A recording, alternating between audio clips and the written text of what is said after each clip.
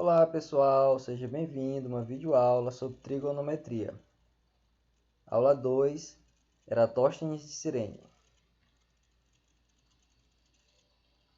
Bom pessoal, nessa videoaula de hoje a gente vai falar um pouquinho sobre curiosidades matemáticas. E o tema de hoje é sobre o Eratóstenes de Cirene. Mas quem era o Eratóstenes? Ele era um pensador de origem grega que morava na cidade de Alexandria. Lá em Alexandria, ele se tornou bibliotecário da famosa Biblioteca de Alexandria.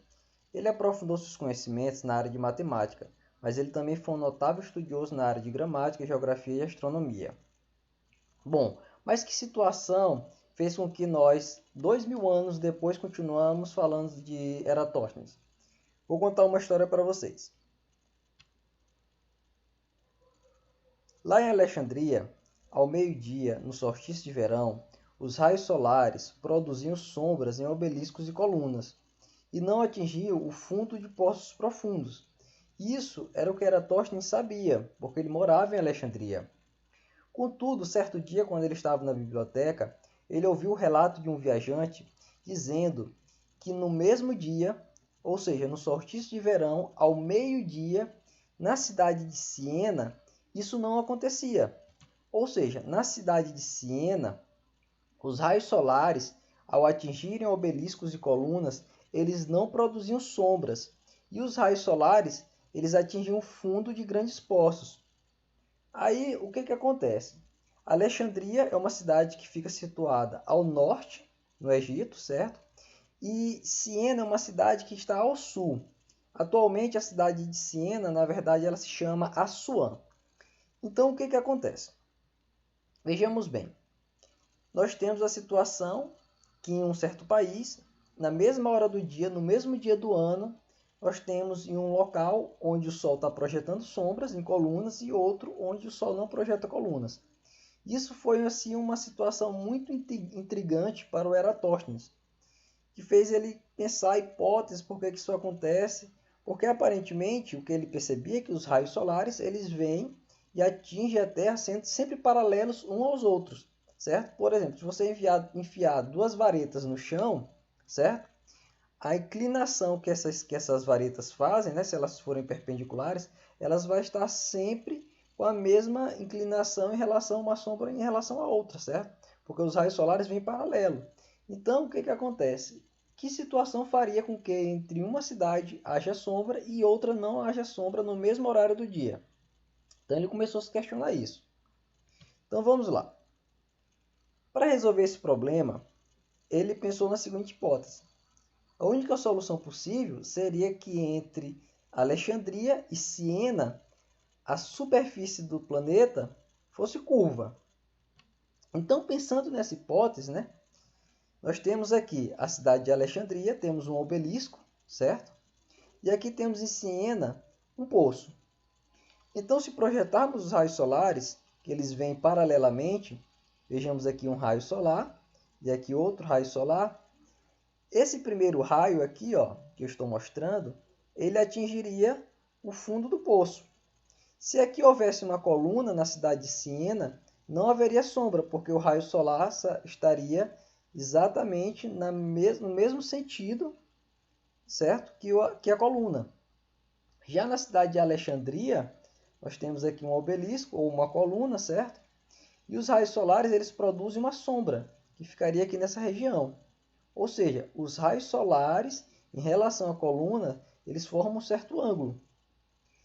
Então, percebendo isso, Eratóstenes começou a pensar no seguinte: se nós projetarmos esses raios solares, certo? E pegarmos aqui a projeção do primeiro raio, do segundo raio, e onde temos esse ângulo, nós pegamos esse ângulo e vamos projetar aqui a projeção que passa por através da coluna, certo? Por dentro da coluna, até atingir esse outro raio solar. Então aqui nós temos esse ângulo, certo? Que é exatamente igual a este outro, porque esses ângulos são alternos internos, perfeito? E ele mediu esses ângulos e ele achou o valor de 7 graus e 12 minutos. Bom, veja bem, partindo da hipótese que a superfície entre Alexandria e Siena é curva, né, e ele conhecendo esse certo grau, né, Então, se nós utilizarmos a fórmula que nós já vimos na aula passada, que diz que o arco, certo? Um certo arco, aqui nós temos um arco, o arco da superfície curva, é exatamente igual ao ângulo correspondente a esse arco, multiplicado pelo raio, perfeito? Nós conseguimos essa relação, que nós já conhecemos. Então, se nós conhecermos o ângulo ou o raio, nós encontramos o comprimento do arco. Se nós tivermos o comprimento do arco e o ângulo, nós encontramos o raio, certo? Então, o que acontece? O Eratóstenes pensou em encontrar o raio dessa curvatura. O que ele tinha de informação? Ele tinha um ângulo que ele mediu, certo? Que é o ângulo aqui entre o raio solar e o obelisco. Então, outra informação que ele poderia ter era o comprimento desse arco, que seria a distância entre Alexandria e Siena. Bom, essa informação, a princípio, era um pouco complicada de obter, mas ainda assim ele conseguiu fazer uma previsão. Como assim previsão, professor? Ele pegou relatos de viajantes, certo? Que atravessavam o Egito nas caravanas, e ele percebeu que esses viajantes relatavam o tempo que eles gastavam entre Alexandria e Siena. E como ele sabia o percurso médio que eles faziam a cada dia, então, se ele conhecendo essas duas informações, ele pegava o tempo total da viagem multiplicado pelo percurso que cada caravana percorria a cada dia, então ele encontrava a distância total entre Alexandria e Siena. Essa distância total é justamente o valor L do arco, certo? E ele conhecendo o ângulo que é formado aqui entre o raio solar e a coluna, então ele tinha esse ângulo. Bom, então vejamos bem, nós temos o comprimento do arco e nós temos a medida do ângulo, certo? Correspondente a este arco. Então vamos aplicar isso na fórmula. Aqui nós temos 785 km, certo? É igual a 7,2 graus. Aqui, ó, pessoal, está 7 graus e 12 minutos, e está convertido tudo para graus.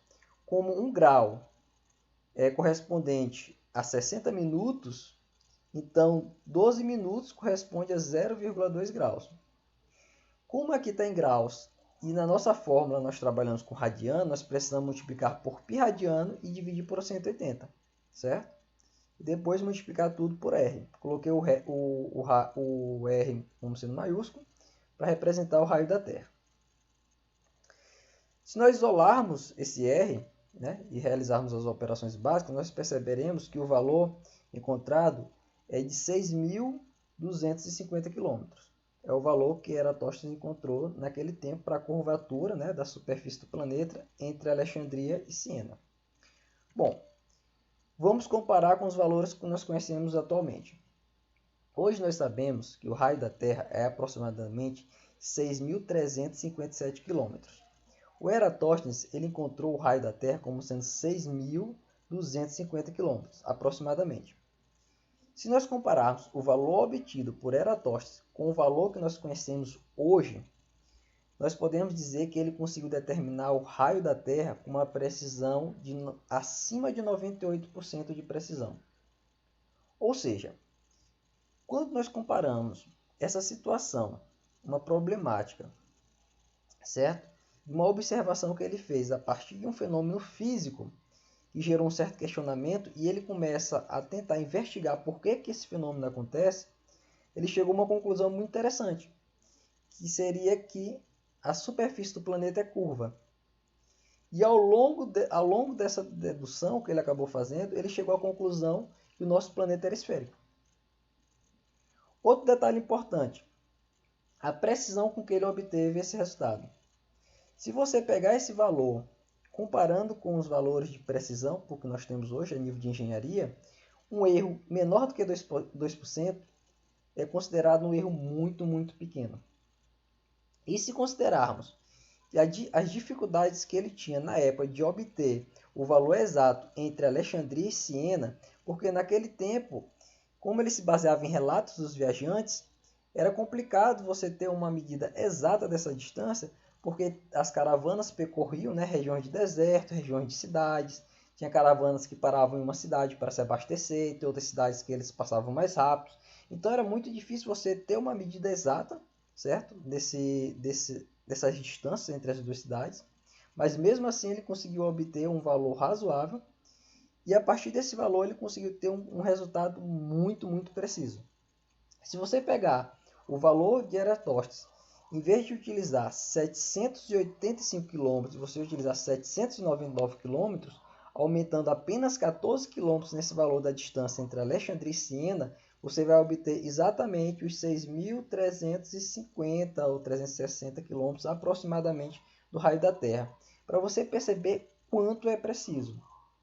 Bom, hoje em dia, onde existem tantas teorias que a Terra é plana e tudo mais e tal, perceba como um certo pensador, observando a natureza e se questionando sobre certos fenômenos, ele consegue chegar a verdades, verdades absolutas e universais que, por um motivo ou outro, tem algumas pessoas que não conseguem enxergar essas verdades tão claras e tentam encontrar hipóteses tão absurdas para justificar certos fenômenos. Então, aqui é uma prova de que a Terra é redonda e que isso já é conhecido há muito mais de 2000 anos atrás. Então, pessoal, queria desejar para vocês ótimos estudos, leiam, pesquisem e um grande abraço para todos vocês. Aqui as nossas referências dos livros, né? Os livros textos de vocês, leiam e tudo de bom para vocês. Tchau, tchau e bons estudos.